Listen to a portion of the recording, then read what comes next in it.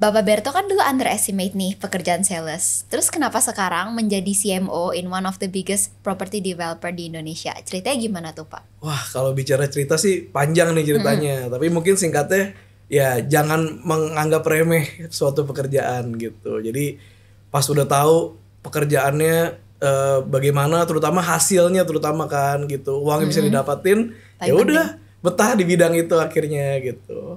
Sampai jadi sekarang ini. Welcome to SOS Podcast, tempat orang-orang hebat bicara.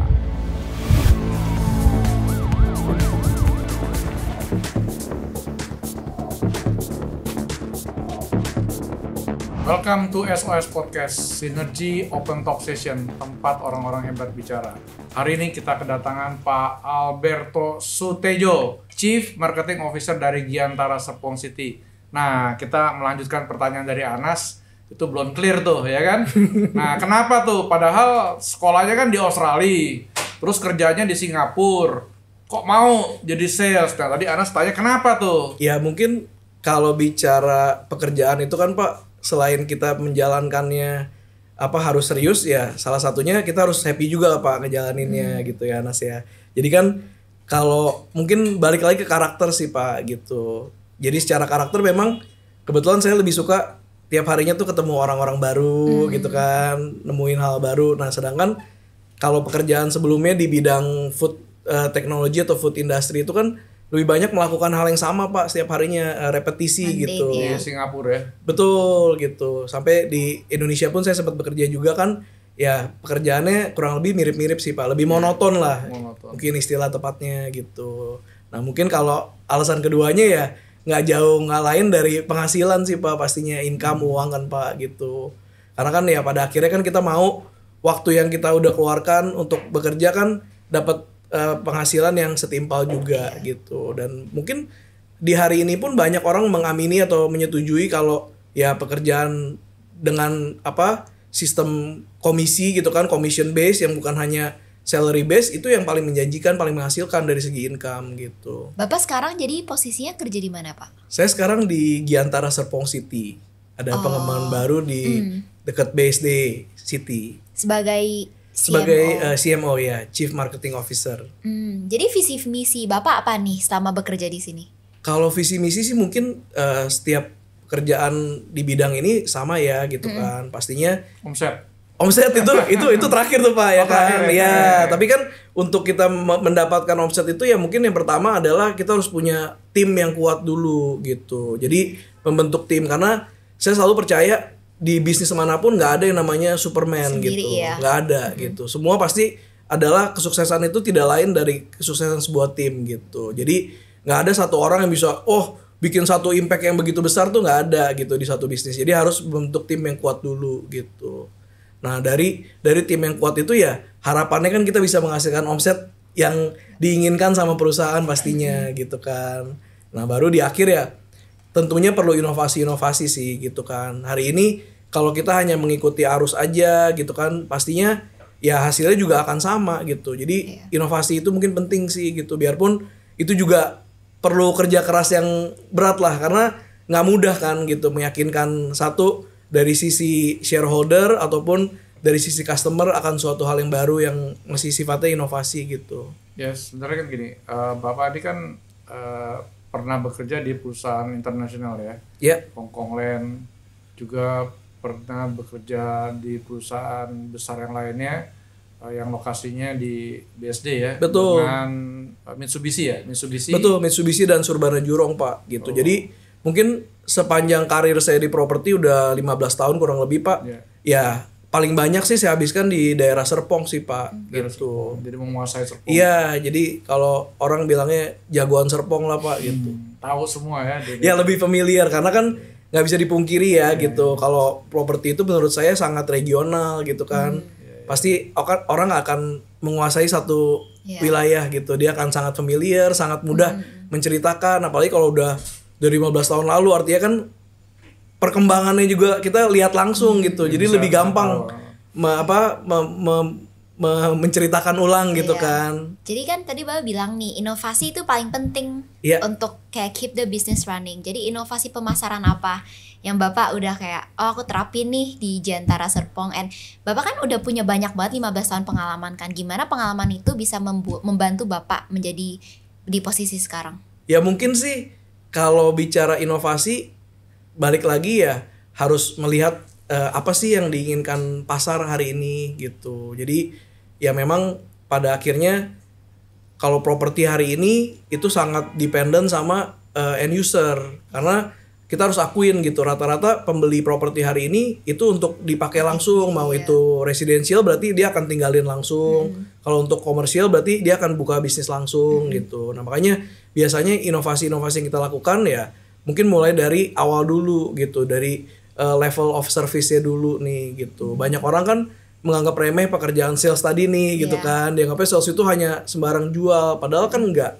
Sales itu harus bisa memberikan konsultasi juga Ada gitu. tekniknya juga. Betul. Jadi karena kan pada umumnya orang itu kan sebenarnya lebih pengennya semuanya serba simple, pengennya one stop semuanya gitu kan. Kalau ada sales yang bisa menjelaskan kenapa sih dia misalnya harus pilih tinggal di Giantara Serpong City gitu kan dibandingkan di tempat-tempat lainnya dengan baik, terus didukung juga sama tata bicara gitu kan, sopan gitu, memberikan solusi juga. Nah, itu sebetulnya bentuk awal inovasi sih. Jadi pemerataan skill di bidang sales gitu. Karena menurut saya pribadi dari pengalaman saya juga itu yang paling sulit gitu. Pada akhirnya mengontrol manusia itu yang paling sulit gitu. Jadi gimana caranya supaya misalnya kita punya 15, 20 atau ratusan sales itu punya skill yang sama rata. Sama ya, Biarpun konsisten. betul, biarpun gaya bicaranya, cara dia menyampaikan pesan, cara dia closing itu beda-beda gitu. Tapi punya pengetahuan, punya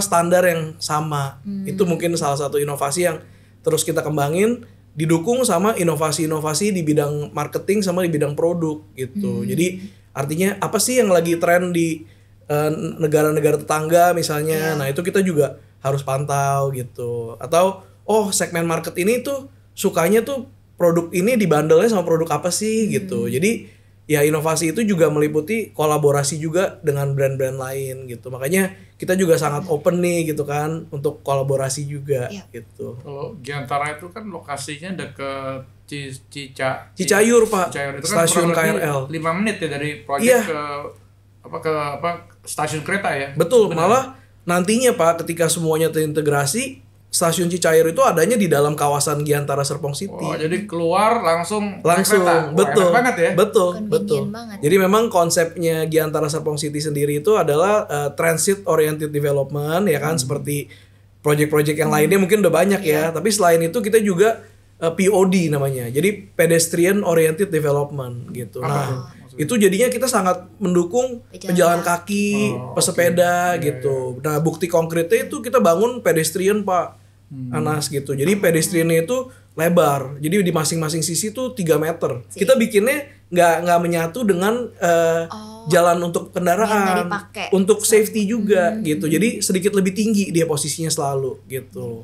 Ada jalur sepeda juga. Jalur sepeda dan pejalan kaki gitu. Itu posisinya lebih tinggi daripada kendaraan bermotor. Karena kan safety ya. Seringkali kan kita lihat nih di garis-garisin aja kadang nggak cukup gitu. Namanya pengemudi kendaraan bermotor kan kadang ada aja yang ya kurang bertanggung jawab lah ya cara membawa kendaraannya gitu kan, bisa membahayakan pejalan kaki sama pesepeda terutama gitu. Dan memang konsep POD ini juga mendukung konsep TOD sendiri gitu. Karena harusnya kota atau township TOD itu harusnya tuh sangat memungkinkan untuk walking distance. Jadi jarak dari tempat tinggalnya ke titik terdekat tuh harusnya sekitar 400 meter. Itu bisa dengan jalan kaki gitu. Atau sepeda juga sangat cepat jadinya gitu. Itu konsep kota TOD yang sesungguhnya gitu. Dari Giantara sendiri. Betul. Juga. Jadi kan Bapak tadi bilang nih kayak tim, kayak kita kan suka dengar nih teamwork makes the dream work kan. Yes. Cuma kadang kan kalau misalnya tim sendiri ini kan di sangat kayak saturated market ya properti. Gimana Bapak bisa kayak ensure tim Bapak tuh nggak di-poach sama developer lain? Gimana bisa tetap solid? Iya. Ya, kabur-kaburan maksudnya. Iya, kadang kan suka dicurik. Betul. Ya memang kalau memang hal kayak gini mungkin nggak bisa dihindari ya. Kan kita juga mendukung kalau memang ada tim kita yang bisa berkembang lebih baik lagi gitu kan, kita harus dukung gitu. Tapi memang cara paling mudah ya mengikuti perkembangan aja sih gitu. Karena kan semasa saya bekerja pun juga pernah ngalamin nih punya bos yang mungkin generasi kalau boomer sih mungkin enggak ya, kebanyakan sih generasi X gitu kan, bos-bos yang saya pernah ketemu gitu. Kan saya sendiri juga millennials. Nah, sekarang juga banyak tim saya atau subordinate saya tuh masuk ke Gen Z gitu kan. Nah, itu ya kita harus beradaptasi sih dengan mereka sih gitu. Kalau saya percaya one on one treatment sih gitu. Karena sama halnya dengan customer. Tim kita itu atau subordinate atau rekan kerja kita kan juga tiap orang punya karakter yang berbeda-beda gitu. Itu yang saya pelajarin selama saya juga bekerja sebagai salah satu tim dari atasan gitu kan. Saya menurut saya formulasi gimana sih gitu kan kita pengen jadi atasan yang ideal. Memang nggak akan ada atasan yang sempurna ya gitu. Karena kerjaan atasan itu kan bukan bikin semua orang happy ya kan. Ada orang bilang kalau mau bikin semua orang happy jualan es krim aja katanya ya kan gitu. Jangan kerja di corporation gitu.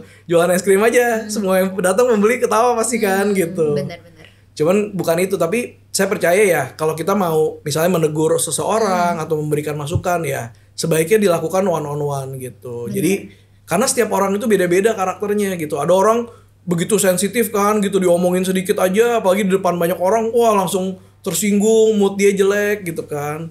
Cuma ya menurut saya balik lagi memang bekerja di bidang sales itu kita harus bisa menjaga mood gitu. Karena saya selalu ajarin cara kita menjelaskan sesuatu nih ketika ngobrol sama orang, ketika kita lagi happy sama kita lagi bete gitu kan itu kelihatan gitu.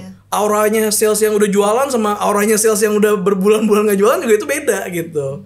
Jadi gimana supaya positif auranya itu keluar gitu. Karena pada akhirnya kan orang beli sesuatu itu kadang seringkali bukan karena produknya juga, karena lawan bicaranya gitu. Siapa sih yang dia hadapin gitu kan? Gimana sih cara dia menjelaskan, seberapa yakin, seberapa percaya diri dia menjelaskan mengenai itu gitu. Itu penting sih gitu. Jadi saya lihat gini ya, itu kan tim sales Bapak yang Bapak rawat itu. Iya.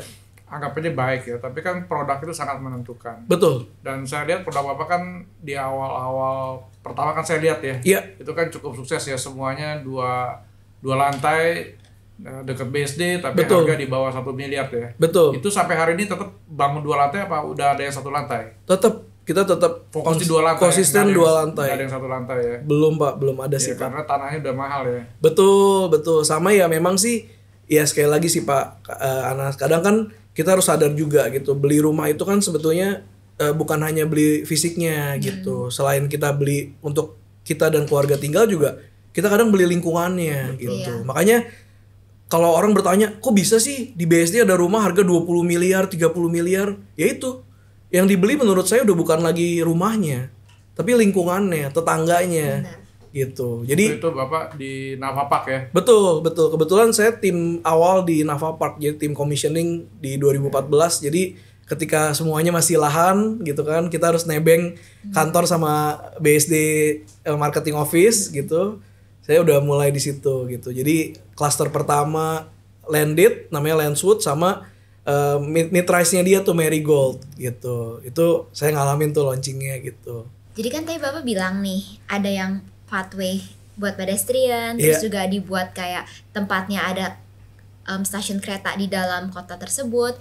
Apa yang menjadi kayak more highlights dari Giantara Serpong City sendiri? Mungkin kalau bicara highlight sih sebetulnya sejarahnya ya gitu. Jadi Pak Teddy Giantara nih, pemilik dari Giantara Serpong City, itu sudah punya lahan di situ tuh dari tahun 88.